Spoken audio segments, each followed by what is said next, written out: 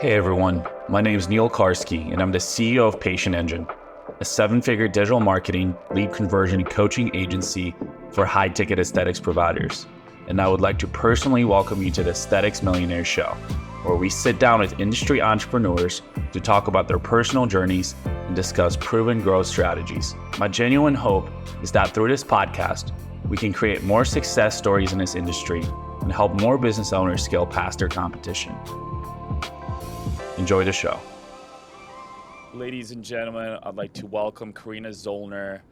She is the managing partner of Tulum Med Spa in Houston, Texas, not Tulum, Mexico. So please don't confuse that if you want to go see her. Karena, how's it going? Crazy weather in Texas today. You're staying safe. We're good. Is the spa open? Spa is open. Yep. We're just, it's hurricane season here. Yeah, hurricane season. That's definitely has to be impactful for you guys. Well, let's kind of dive into things. How did you get into the aesthetics industry? When did you start? Do you have an entrepreneurship background? Like, tell us, like, why are we here? So I started in aesthetics over 20 years ago. I went to Aveda in Minneapolis. Prior to that, I was in like hospitality, restaurant, retail, and decided I needed to just kind of choose a little bit of a path. So I was living in Colorado. I was snowboarding and went to get my legs waxed one day. And I said, "How do you do this? How do you make money off of pulling hair out of people?" And she directed me in the right direction. So she said that Aveda was great.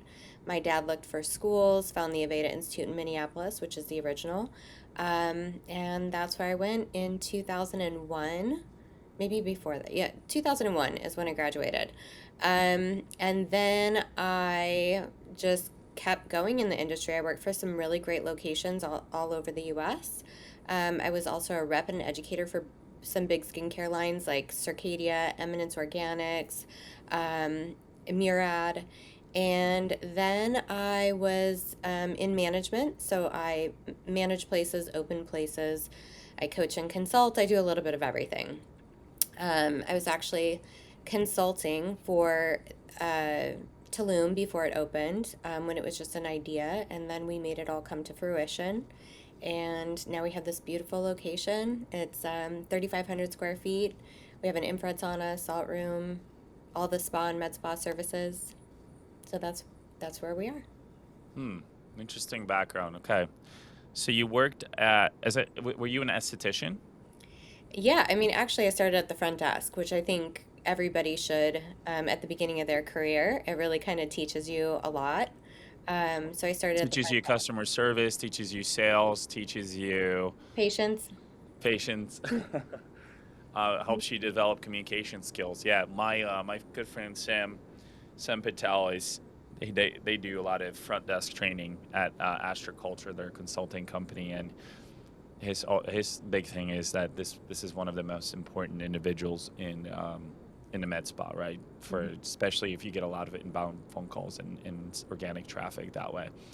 So you started front desk, and then you became an esthetician. Then you became a rep, and then you kind of started consulting. So you got a pretty holistic background, which is awesome because I know a lot of NPs and doctors kind of go into this industry. I know of some of my other clients who are just business owners who kind of started an aesthetics business who actually have done really well, to be honest, because they came with an already existing business background and fundamentals. But you've kind of been through it all, which is amazing. So you've seen every single angle of the med spa industry. Yeah, and how much it's changed. There's been hmm a lot of change that's happened in the last 20 years. Let's talk about some of those changes, Mhm. aside from the digital becoming very, Active. very, very, important and almost necessarily evil in some ways. But Yeah. but let's talk about some of the main changes that you've seen. I mean, when I began, there weren't med spas. There were spas that started to bring in some devices, and then you started seeing nurses. I was with Lifetime Fitness, managing one of their locations when we started bringing in more medical treatments. Um, Devices have really taken off. I mean, that's like a rabbit hole that we could go down. Um, but I think most importantly in the industry is figuring out what works for you and what your guests are looking for. So really, determining your brand and kind of choosing a path and sticking to it for the most part, but being ready for change because it's definitely going to happen. Yeah, for sure. What could med spas do? I want to get into your story a little bit more and the story about the business you're running currently. But as far as advice is concerned, I know you do a lot of you consult, and like you said, you've seen every single angle. Um, what can people do to prepare for that change? I think I think it's important to understand the industry. So we have a very unique background with three owners here. So there's Brittany, who she's a certified nutritionalist and she's in the functional space as well. Brianna, who was a nurse, she was never an injector, but she really understands that piece of the business. And then myself. So it's super important to understand the business side of things, but there are so many things that you have to know when it comes to protocols and laws. Um, so, making sure that you have somebody on your team. There are organizations that you can hire. There's always like AmSpa that is a great association to be part of. Um, and then something that we did as a newer location, and I would encourage people, a lot of people, to go this route. We hired a team that had a lot of experience. So my entire team has an average of 15 years experience. Both of my nurses have almost 10 years experience each. Nobody is new. That really helps us maintain like good Google scores and have great referrals. Um, we've gone through we've gone through changes with our team for so many different reasons, but our clients stay true to us because we provide amazing therapists here. So, did you, a lot, I guess the counter argument a lot of people will give when they're maybe starting out, right? It's like, oh, I can't maybe afford to bring in the best talent right away unless you have a nice financial backing. Did you guys do that from the beginning, and then maybe they brought in some of their own clientele and books of business? Tell me a little bit more about how were you able to support that initiative? So before we opened, we were really involved in the community. We would meet at local restaurants and coffee shops. We did like a scavenger hunt before we even opened, involving local businesses and gifting um, things from Tulum.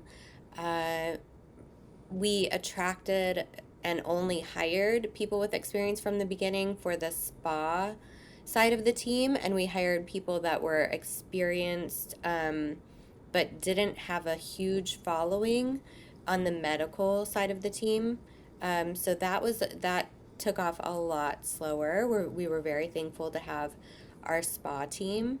Honestly, I think a lot of people will try a massage somewhere, and if they like the massage, then they're going to get a facial. If they like the facial, then they're going to be more interested or more inclined to try the nurse that's there. We live in Houston, and Houston is just saturated. There's spas and med spas all over the place. So you have to Everywhere. really define yourself, set yourself apart, and I would hire experience whenever you can. Um, the original nurses that we hired were fantastic. We love them, but they didn't have a strong following, and people were still learning to trust us as a location. So eventually, they ended up moving on. Then we had two more nurses that came on board. They were fantastic. They had a little bit more of a following. They were really like active on social media and energized. And then about a year later, each of them had life changes and they moved on. One literally moved out of the state. So you have to be ready for that change to happen. We were very patient and we waited to hire the right nurses. So I, I mean, patience is a factor. You can't just hire people and throw them in there and hope for the best. There's a lot that can go wrong in this industry. We've seen a lot of it. We correct a lot of it, and I think it's important to just stand your ground and be patient. What does your training process look like to make sure that you're not having to go back to the drawing board and pulling candidates in again? And you said, hey, like, we are finding the right people, which is Hmm. great. So maybe let's talk about first, what do you look for in your hires? Hmm. And then two, because hiring is a big topic these days, right? And where I think everybody struggles with finding and retaining the right team members. So, what do you look for in candidates? Maybe talk about your hiring process a little bit.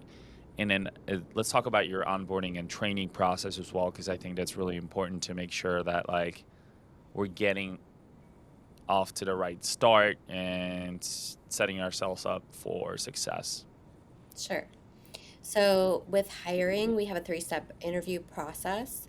They're, we're going to do a phone interview. If that goes well, they're moved on to a virtual interview, and then we do an in-person interview. Depending on the role, we might also do practicals for the interview. So if you can make it past the three interviews, then you're in good shape. But I think that that's something that's super important. Not just having one or two interviews, really, we talk to everybody, and I'm infamous for painting a bad picture. So telling all of the issues and problems that they're probably not going to like about our location. We're small, we're privately owned, we've only been open for 3 years. We don't have some of the backing that other people have. But we are also very agile, so we can make decisions quickly and move on them. As far as training, we have a very short training program because people are coming with such a wealth of experience. Our spa services are all custom. So they're really utilizing protocols that have existed since the beginning of time in spa world. There's a few things that we have that are unique to our location, and we train on those things months after they've been with us. From a nurse perspective, again, we're hiring people that have been in the industry and have trained under some really fantastic doctors and nurses and reps. So they're kind of given the freedom here to do their thing. Gotcha. Gotcha. Um, let's talk about your business. So, when did you guys start again? 3 years ago, we just celebrated our third birthday on July 1st. Nice. Congratulations. Thanks. Um, so how did that idea come about between the three partners? Um, you and I already talked about how much we both love Tulum and the Yeah. vibes there. I mean, we could probably spend the next 30 minutes talking about that, so I'll skip that for today. But let's talk about the inception of the business. How did you guys start out? How was it funded? Because I think that's very important. I have people who come with funding, and I have people who are self-funded and bootstrapping. I have people who take loans. So that, I think that's important. Um, and then let's kind of walk through the last 3 years of your growth. Sure. Yeah, there's a lot of different ways to do things, and I think that it based on your years of experience in the industry. So you mentioned like a nurse going off on their own and opening their own location, or maybe somebody who's in plastics and expanding into like a med spa. Um, when you've been in the industry and you're starting a business, you would hopefully have a following at that point, and some built-in clientele. So you know, bootstrapping it or taking out a small loan would be probably great for somebody who has 1 to 3 rooms. We have a larger location. It's a new build. We're inside of like a shopping center called the Stomping Grounds. So there's a green space in the middle, a lot of restaurants and all of that. But essentially, Brianna and Brittany had already chosen this location and signed a lease. They were going to do this franchise concept, which was a med spa with childcare. And then COVID hit, and they were like, I don't know if that's the best business idea.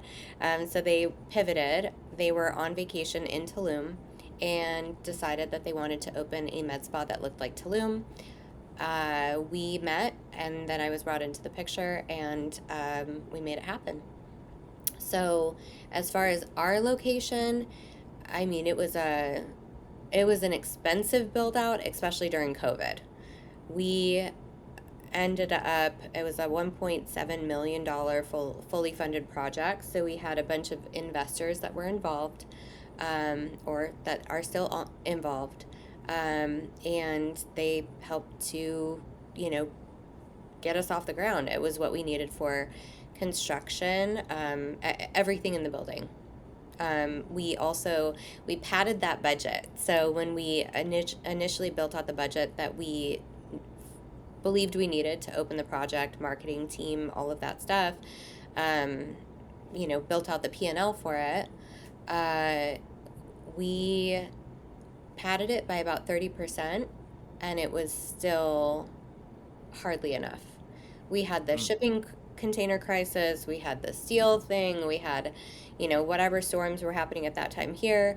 And then aside from that, we ran into little things. The permitting office was closed for 2 months because they didn't update their software. I mean, there's always going to be problems, and typically prior to COVID, you would open 3 to 6 months late. Based on whatever a contractor said, we opened quite a bit later than that. Oh. So did that initial budget include your like some of your devices and stuff like that too? So we're a low device, no device location.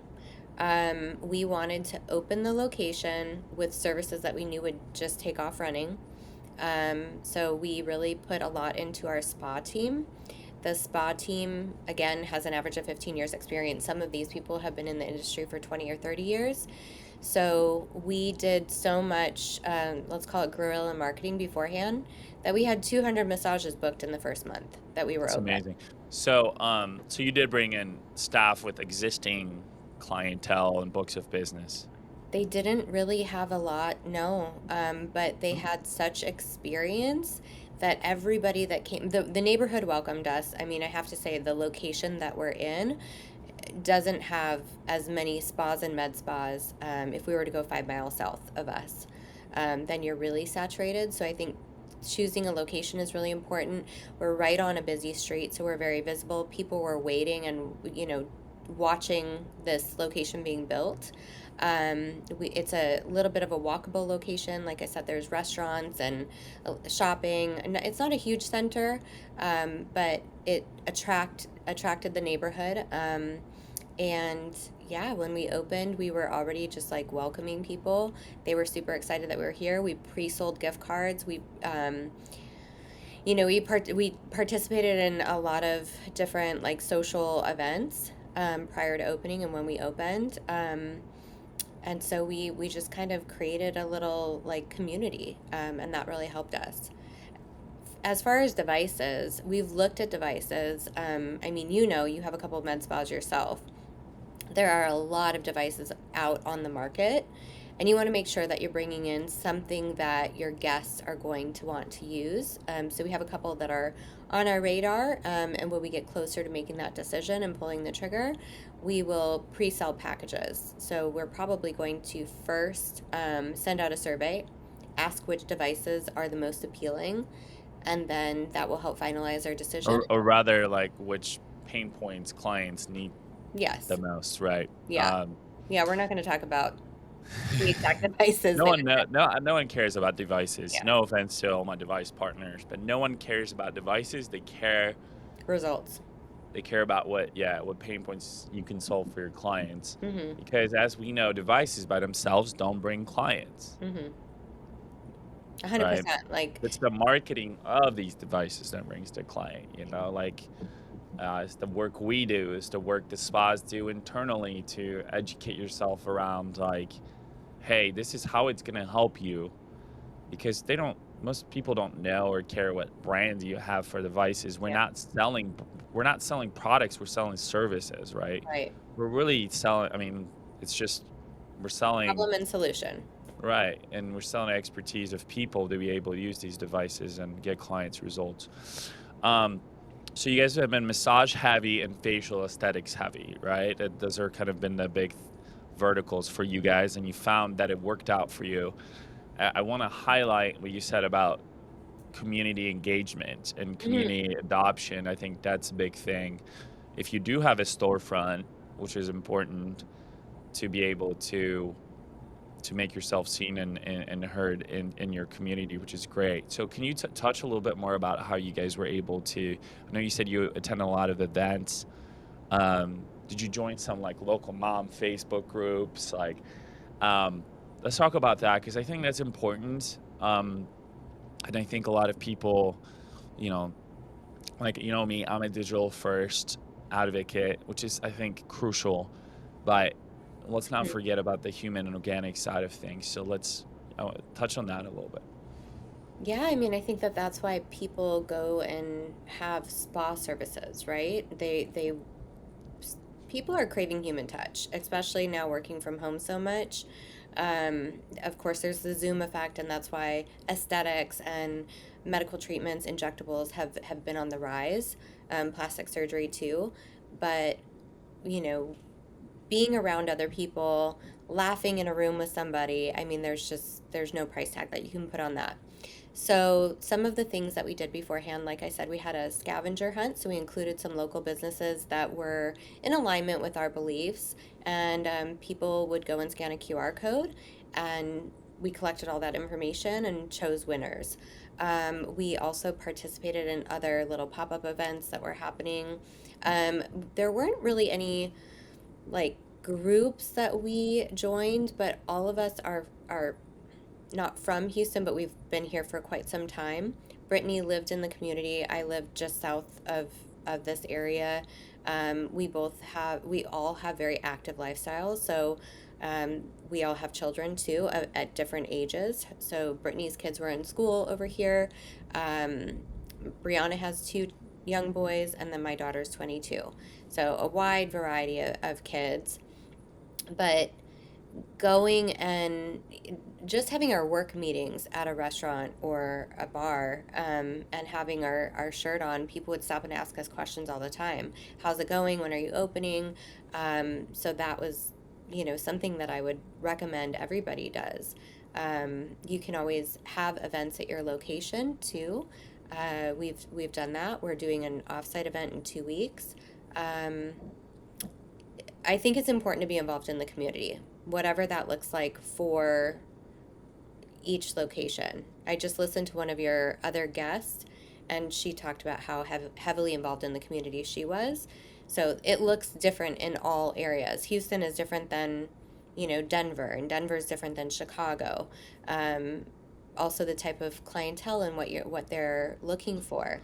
But it's important to be involved in the community.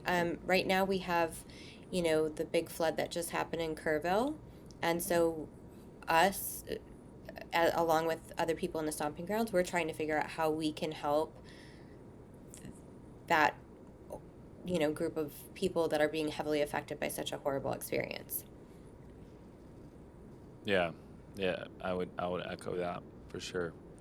Um, I guess it's not just like we're gonna do a hydrofacial event or a Botox party, you know, finding things that you're passionate about and being involved in those things and helping the community is really important. cool. I love that. Do you guys have strategic partnerships with any other businesses in your area? We do. Yeah. So I always had a dream of starting like a wellness coalition where like-minded businesses would just kind of have a referral program. And that came to fruition. About a year ago, we started bringing people together. So there's a chiropractic office not far from us, and then a PT office as well. Um, the Those are the two locations that are involved in a board style, with myself. And then there's about 20 businesses that we have on our roster that we reach out to if we're going to have an event or they're going to have an event. We just kind of work with each other and definitely get referrals that way. Love that. I think strategic partnerships are the key. Mm-hmm. They're so Yeah, important. I mean, we're as active as we can be. There's apartments that are nearby, so we go and visit them semi-regularly, drop off cards to put in the move-in packets. We've talked about doing events there or special events here for their residents. Um, we've done mailers, I mean, you name it, we've probably tried it. Let's talk about kind of your journey in the last 3 years, and maybe you could throw out some numbers as well. Um, I think scaling to seven figures is a good, it's a very proud thing for a lot of us, and obviously being profitable is even better. Yeah. But let's talk about that maybe the first year, and in your journey there. Let's kind of walk us through, zero to. I know when you said when you first started, you already had a ton of massages lined up, which is beautiful. But like, let's talk about from like zero to we're now here at seven figures. Maybe you can just give us a little bit of a lens of like first year. I want to hear sales. I want to hear marketing. That's kind of the world I love to swim in. So I want to hear a little bit more about that. Yeah, so I think our first 6 months that we were open, so our fiscal year ends on the 31st of December. So the first year that we were open, we were only open for 6 months. We hired a social media team. We had our Google, our website, our Facebook, our Instagram, LinkedIn, all of that was set up before we opened. Um, as I mentioned, we pre-sold some gift cards. Don't remember what those numbers are. I wish I would have ran those because it would have been fun to see. We did not do any boosted or paid campaigns on social media or Google. It was really a lot of activity in the community. Um, I mean, we paid for a banner at a baseball field. I'm just more like getting our name in the area that we were in. And then in our first full year of business, so I don't remember, I don't remember the numbers for the first year of business. Give But us ballpark. obviously, ooh, let I want to say like 350. Okay, let's Yeah, start there. for 6 months. Um, Sorry, there is thunder happening here. Hey, um, we better get going on this yeah, because run. So then in the first full year of business, so second year of business, we hit 1.2 in revenue, and last year we did 1.3 just in service. I don't remember the retail right offhand. Um, this year we're on track to go above that. We're already at 555. So, and October, November, December are going to be the busiest times of year. hmm, in Houston. I think that's true for a lot of spas and med spas. I mean, if you're in the resort area, or if you're in a resort, it's a little different. How are your spas? What are your busiest times? Well, I do body sculpting, so it's definitely very seasonal. Mm-hmm. I would say, call it March, April through September, with holidays being down. September, maybe October. Mm-hmm. Then we definitely hit a little bit of downtime from the holidays. I mean, I definitely think that um, face stuff is more consistent. Yeah. I do think facial aesthetics does really well in the winter time because it's a lot of people are actually working on their faces, right, as well. I think massage obviously is steady all throughout. Mm-hmm. So I also it really just depends, in my opinion, where you're located and what type of services you provide. 100%. Because like Florida, right, is busy in the winter time because that's kind of their summer, right? That's where a lot of people flood to Florida. snowbirds and such. And whereas in upper state New York, the winter, a lot of my people might even leave their home, right? So I think seasonality is definitely big, and I know for, in Houston, it's hell on earth during the summer, right? And I know you're probably used to it, but like other than that, like some of these other months are a little bit cooler. So people, I think weather's really important, and for this industry in itself. But uh, I do think for facial aesthetics, right? So typically, what we've also done with some of our clients who do both body and face is sometimes we run body for half a year and then face for the other half of the year, right? And just alternate things. Or if we run a body campaign and a face campaign, then we just reallocate budget accordingly based on the seasonality as well. So, um, but yeah, I mean, ultimately, for the business model you have, I think you're definitely poised for growth. So 550 mid-year, just in services. Correct. And then what about retail? Let's talk about some retail stuff. Give me the juice here. Yeah, I mean, we do pretty well in retail. Massage therapists. So I feel like massage therapists are like a gateway drug, right? People will come in, they'll try a massage, and then they kind of move on to the rest of the services. And it's a little bit more consistent. People will come in every week, every other week, once a month for a massage. But massage therapists typically aren't really great at selling retail. I've had a couple rock stars that are, but there's just also not a lot of retail in that space. So your estheticians are going to be really great at selling retail. Nurses can be good as well, um, but that service to retail ratio changes with each service provider. So with our estheticians, we're looking for 30% retail to service. Hmm. Gotcha. How much of your sales revenue as a percentage is retail?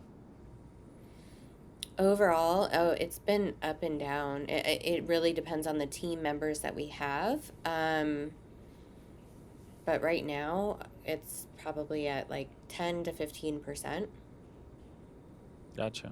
We're working, so right now, that is an area that we're trying to increase. We've had issues with our digital. So we had something that was happening on Google where we had some red flags, and then we couldn't get our shop set up on TikTok and Instagram. It was just like such a pain. But now that we have that all figured out, we hope that those numbers will increase. Beautiful, beautiful. Let's talk about sales. That's more on the aesthetic side of things because I think massage, it's pretty like it's not rocket science, right? You want to sell a massage pack or just get clients to come back like you said, every week, every month, whatever it is, and if, let's face it, if somebody has a good experience with massage, they'll come back, they'll rebook. Then you want to rebook them before they leave, usually, right? So, um, let's talk about aesthetics and all that good stuff. Like, what kind of training do you guys do on sales? I'm a big I'm a big paid ads and sales advocate, right? That's how I've scaled my agency. That's how I scaled my spas. If you can't sell them, you can't help them. Um, what are some of the strategies that you guys use for sales, getting clients to go to sign up for treatment plans or getting clients to come back? So, with hiring people that have been in the industry for a long time, they already kind of have all the tips and tricks that are needed for sales. One of the things is making sure that you're placing products up front with every guest. So, most of my team will do their intake. They've read the intake form, they'll talk with their guest, get them settled into the room. While they're getting settled into the room, they'll come up front and choose a regimen for them, put it in a basket, and it's at the front counter. Um, if something changes during their conversation, during the service, they'll come up and just kind of replace it. We also have various cards that can be written on. Um, One is an annual and a monthly and a daily plan. So for somebody who's prepping for a wedding or just is really committed to making change, those are the cards that we grab. We also have a smaller like postcard where they'll write the products, possibly all the products, or just the products that are most important for that guest to take home that day. So the products are put up front beforehand. We call it shopping the shelf. So if you shop the shelf before you go and spend an hour or whatever allotted time with your guest, you're not talking about something that is maybe sold out of or somebody else took the last one before you come up front. So we teach them how to shop the shelves. We have ongoing education with our reps. We work with Eminent Circadian DMK. Circadian DMK don't sell directly to um, to people, like to regular consumers. So you have to go to a professional only location to purchase them. I think that that's something that's really, really helpful. Our three lines are also reasonably priced. There's a million lines out there to choose from, but we've chosen lines that fit into our demographic. Um, so, shopping the shelf, making sure that they're aware of the upcoming trainings, all of those lines, most of the lines that we work with have great online training, and then trade shows and things like that. Hmm. What about, so you said your product sales are 10 to 15% As a whole. as a whole, right? So like the products, they're just like a little bit of an upsell, right? Hmm. Your service is where you make the most money. How do you get people to say yes to like a $3,000 treatment plan or a $1,500 treatment plan so we can, or a membership or anything like that? Like what is you guys, I know you said, hey, we have experienced staff, like they kind of already Hmm. know what we're doing, but any secret sauce like for your particular brand that you guys use to get people to retain, to stay with you? We have a point system. So initially, when they come in, if they download the app, they get $25 off the service that day. We also check them in, so every third visit, they get another $25 off or other rewards. You can choose $25 or a different reward. And then we have our memberships and packages and all of that in the app. Most people will come in two or three times before they sign up for a bigger commitment, a package, a membership, a something. We are okay with going slow and steady, which is why we have such a good retention rate. Um, and also just great referrals. Like, we don't have a very pushy sales team. We are here to make the guest happy and to do what's best for them and not to sell a device because we've spent a bunch of money on a device and we need to pay it off. Gotcha. Gotcha. Um, as far as growth is concerned, right? So you guys have been facial aesthetics, massage, you're a Hmm. seven-figure business. You've had tremendous retention, I think it seems, right? Do you guys track retention? We do. So Do we're you know, track. off the top of your head, do you know retention for aesthetics, retention for massage? I know those will blend because you cross sell customers, but do you have that number? So our retention overall as a company, we bring in about 200 new clients every single month.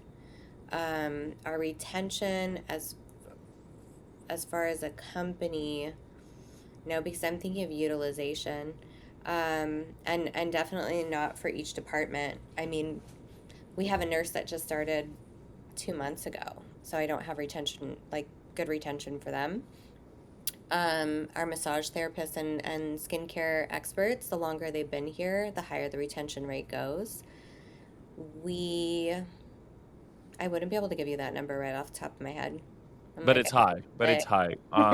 Yeah. It's high because you guys, like I said, a lot of your. I mean, we just started talking about paid advertising, you and I, right? And Mhm. like you said, a lot of your growth has been through community engagement and presence. It's been through referrals and word of mouth. It's been through just providing your clients with a really good experience. Mhm. Um, how do you guys, I mean, I guess you, and probably like some organic search as well, potentially. Have you tracked all these metrics, like just to understand, like, I assume the massage is, like you said, is a really strong um, new client driver too. I feel like having the type of, so we have like a luxury med spa, right? And because of the things that we're offering here, having facials, having massages, you're having people more come in more frequently. If you have an injection business, you're going to have clients coming in for talks maybe every 3 to 4 months. I mean, I've definitely seen people like trying to be careful with their budget because of the economy. So facials and massages are a way for people to come in more regularly and just remember that you're here. Think of it as a marketing tool. Um, yeah, I think that people sleep on how important the skincare and massage aspect of this industry is, but it's also not for everybody's business. I don't think people should just build it in. Aside from like facial skincare, rejuvenation, and products, what else do you guys sell on the aesthetic side of things? So we offer facials, hydrofacial, microneedling. We do microneedling of PRP and PRF on the nurse side. We offer dermaplaning. I mean, some of the treatments that we have through DMK or Circadia are more advanced. They need, And more that's where you want to into upsell that. to. For sure, for sure. I think I don't even, I think most of our team doesn't even think about it as selling because nobody likes to be sold, right? So it's all education.